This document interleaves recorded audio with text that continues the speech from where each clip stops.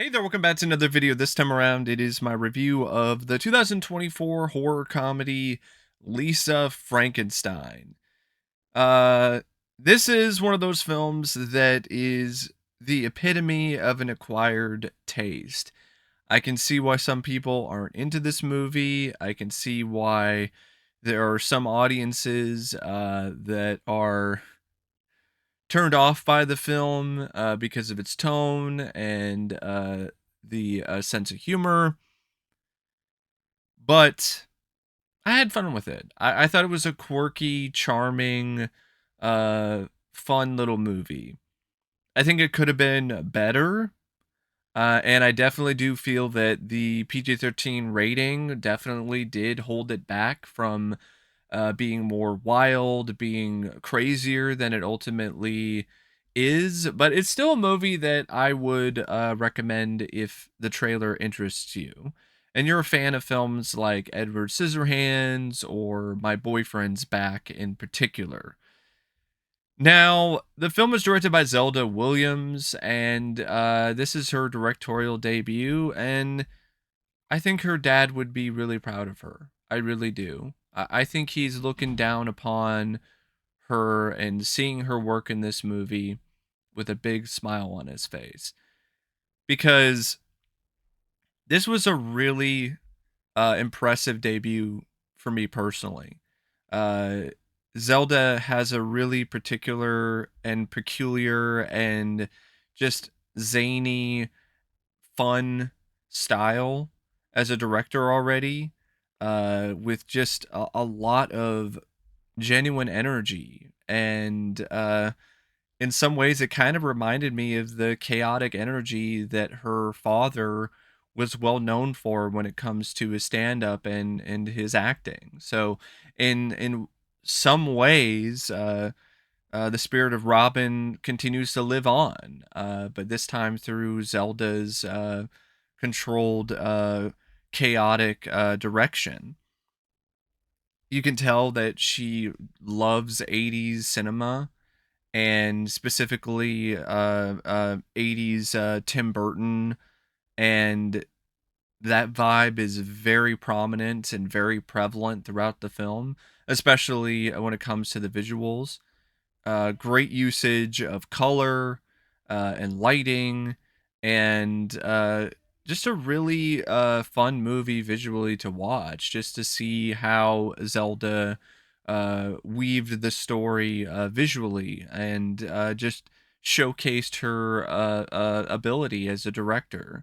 I personally feel that she's someone to keep an eye on. I really do. I think that she's got some legit talent as a director, and I'm looking forward to seeing what she does next. The film's script is by Diablo Cody, who is known for Jennifer's Body, as well as a bunch of other films. I think she also worked on Juno. And she's kind of a divisive writer for people. And I think this is not one of her best scripts, but I still think it's a good screenplay. For one, I think it nails the just quirkiness of the overall story and of the characters. It really has the vibe of a 80s horror comedy. It really does. It effectively captures that feel. And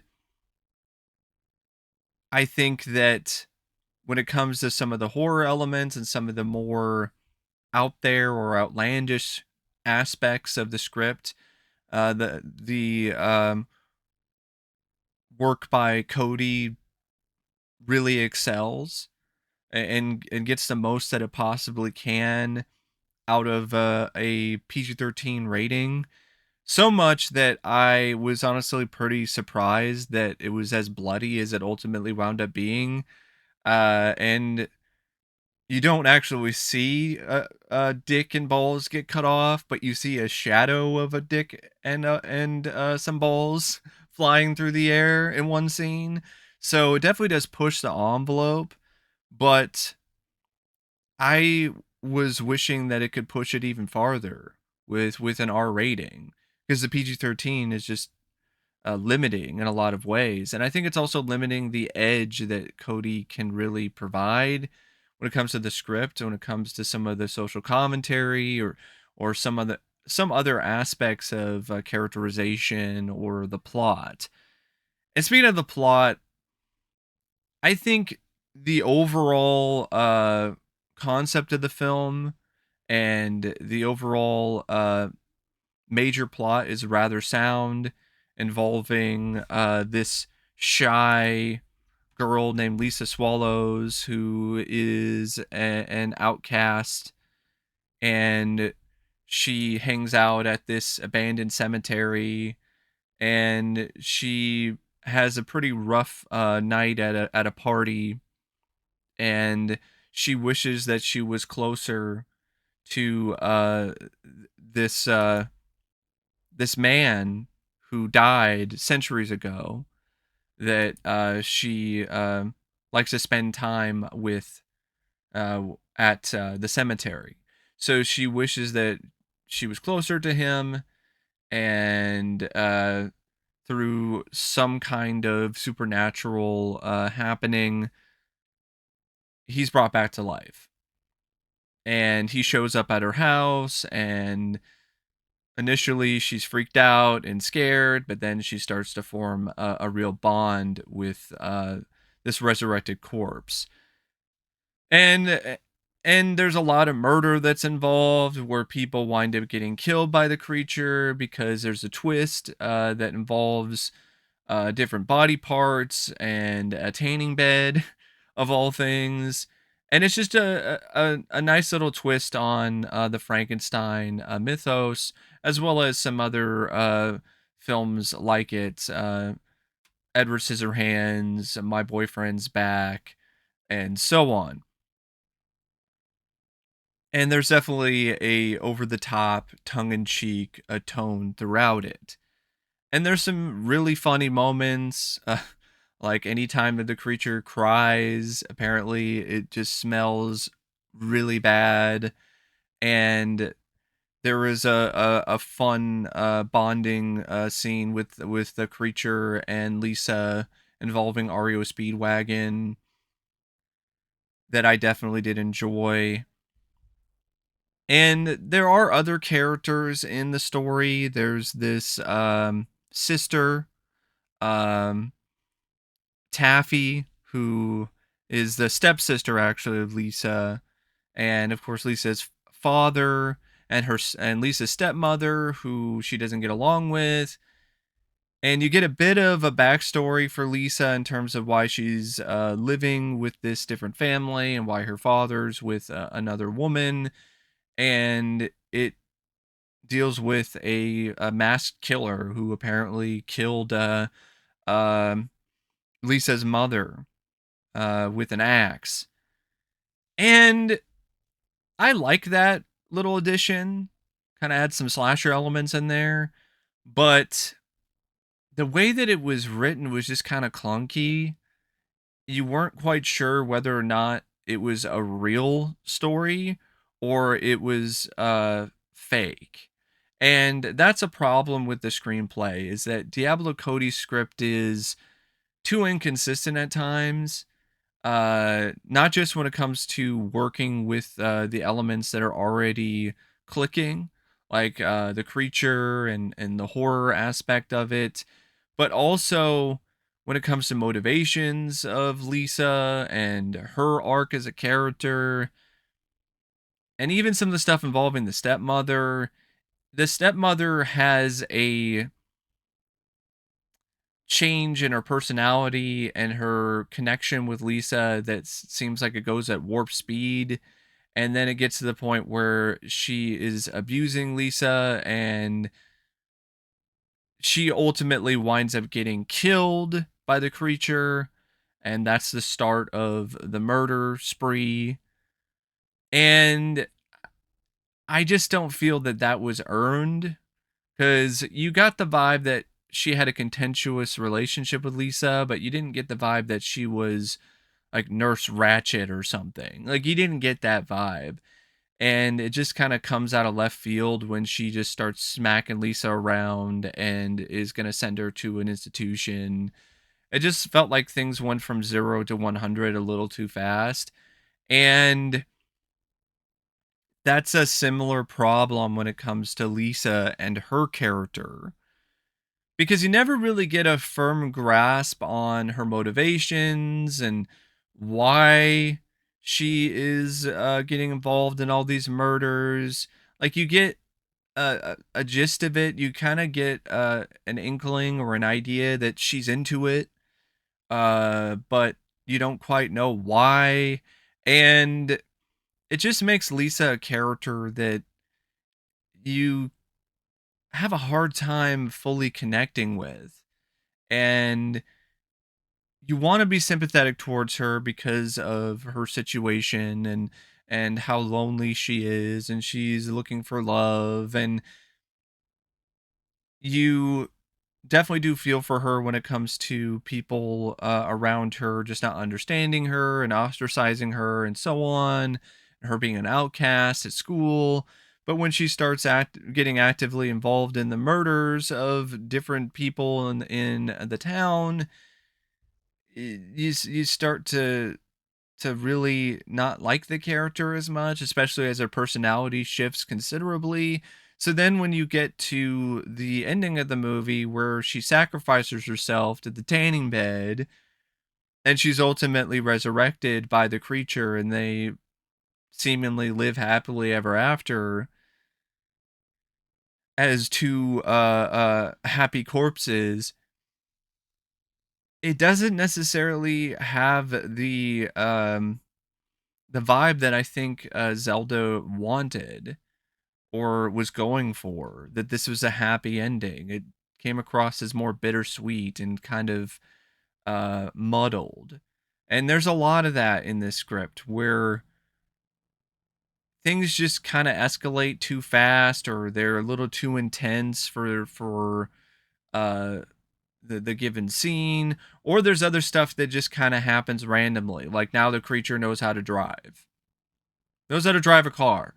Never was taught how to drive a car, but now he knows how to drive a car, complete with his stick shift, and you're kind of like, okay, all right. If the screenplay was more consistent in other areas, then that really wouldn't bother me that much, and I wouldn't think about it. But since it is inconsistent, it is something that sticks out. And speaking of the creature, you never really get to know the creature that well in terms of who he is, other than he was some maybe potential aristocrat or somebody near that social status, because he was able to have access to a piano and learned how to play piano really well. And he had a love of his life, but you don't really get a clear idea of who that was either. So the creature's a character that comes across as a little too much of a blank slate. So there are portions of the story where you're not as engaged as you could be because you're not really as fully invested in the characters. And I think what Zelda was trying to do, and what Cody was trying to do, is focus less on character depth and more on the horror elements, the comedy, and just the vibe of the movie, and bring up the personalities of the characters more and make that the focus instead of character depth. And I think at times that does work, like with Taffy and with some of the stuff with Lisa, but at other times it falls flat.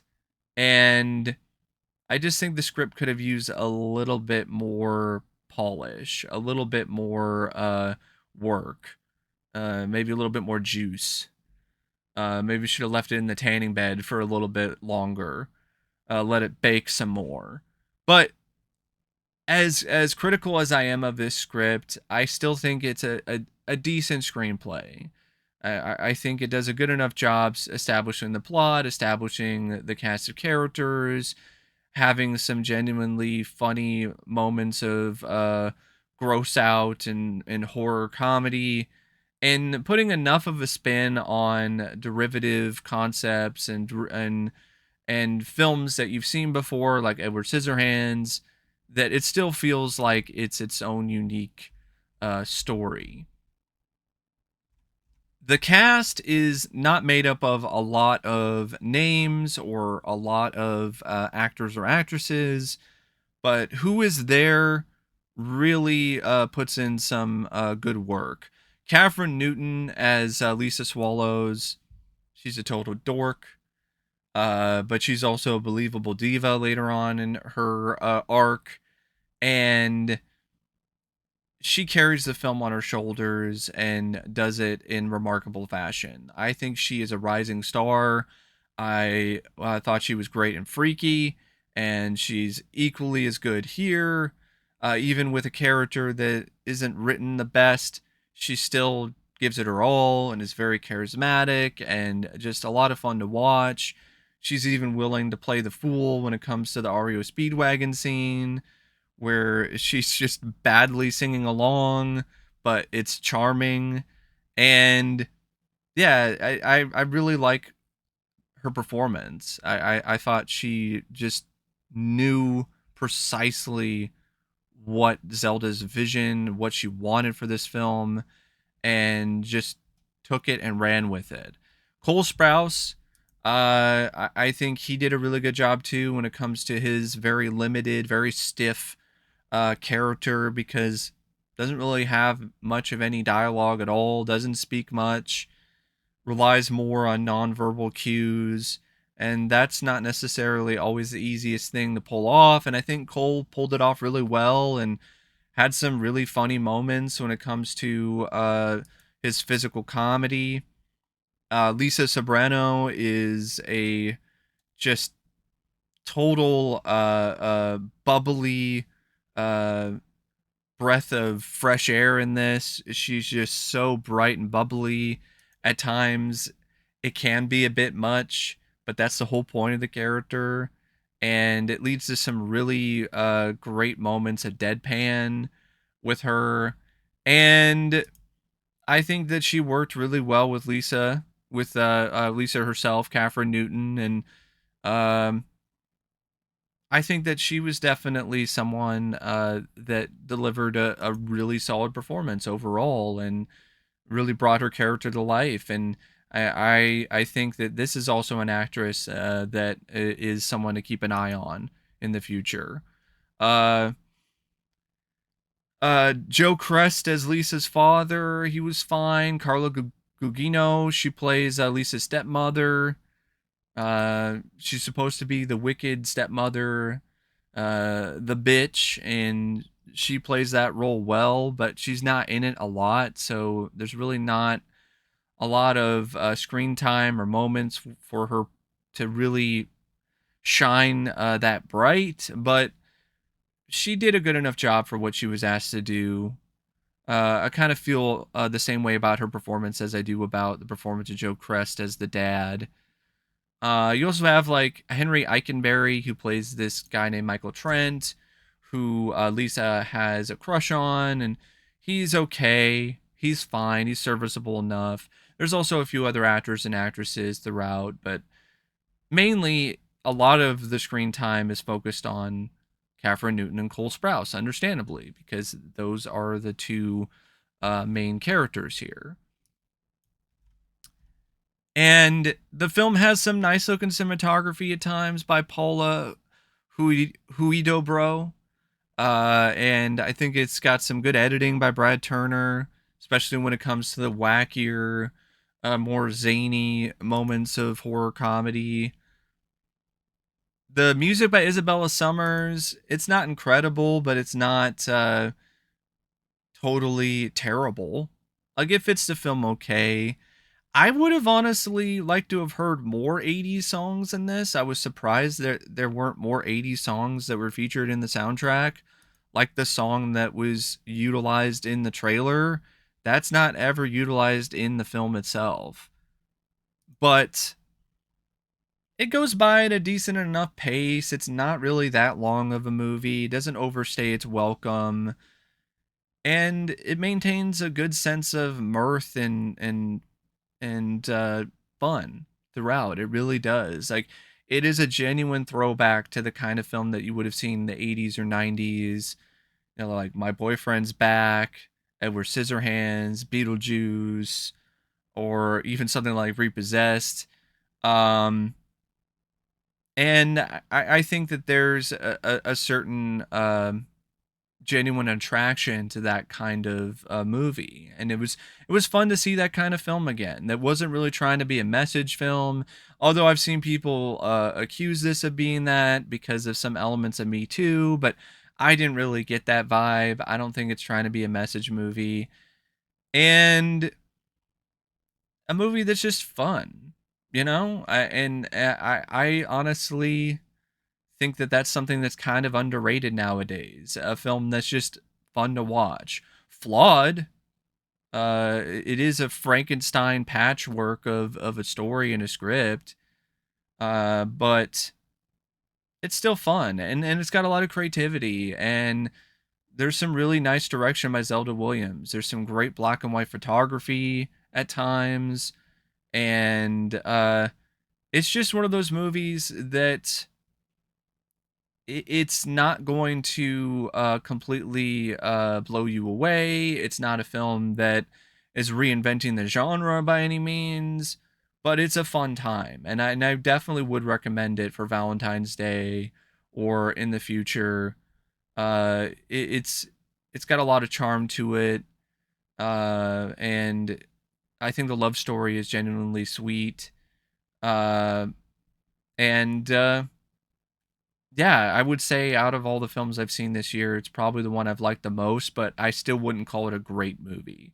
It had potential to be great if the script was more polished and more focused, but and if it was rated R and it was, something truly insane, like in the vein of Frankenhooker. But as it is, it's still something that I think is worth a watch, especially if you're curious. But anyway, that's my thoughts on Lisa Frankenstein, and as always, I'll see you later. See ya.